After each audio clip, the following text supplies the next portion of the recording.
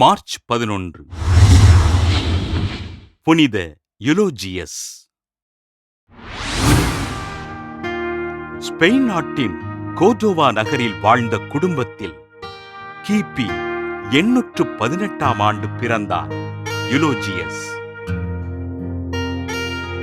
சிறுவயது முதல் ஆலய பணிகளில் ஆர்வத்தோடிருந்த யுலோஜியஸ் குருவாக விருப்பம் கொண்டு துறவற பயிற்சி பெற்று குருவானார். இறையியலிலும் மறையுறையிலும் சிறந்திருந்த அருட்தந்தை யுலோஜியஸ் கோர்டோவாவில் இருந்த துறவு மடத்தின் அதிபராக பணி செய்தார்.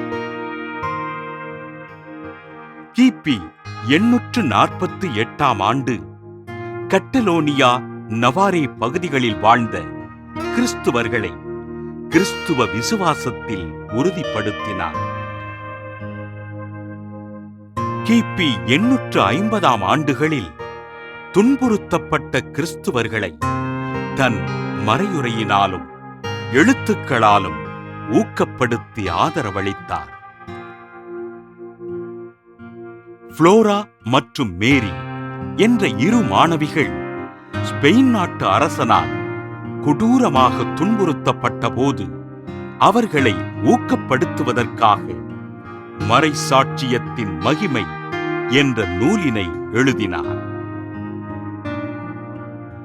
துன்புறுத்தப்படுகின்ற கிறிஸ்தவர்களுக்கு ஆதரவாக குரல் கொடுத்து இறைபணிகளை செய்த அருட்தந்தை யுலோஜியஸ் கிபி 858 ஆண்டு டோலெடோ நகர பேராயராக தேர்ந்தெடுக்கப்பட்டார்.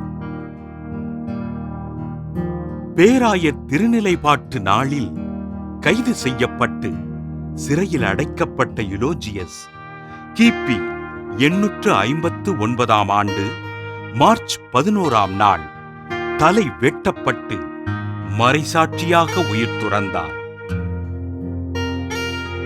துன்புறுத்தப்பட்ட கிறிஸ்தவர்களுக்காக தன்னை அர்ப்பணித்து இறைபணிகளை செய்த யுலோஜியஸினை திருச்சபை புனிதராக உயர்த்தி போற்றியது.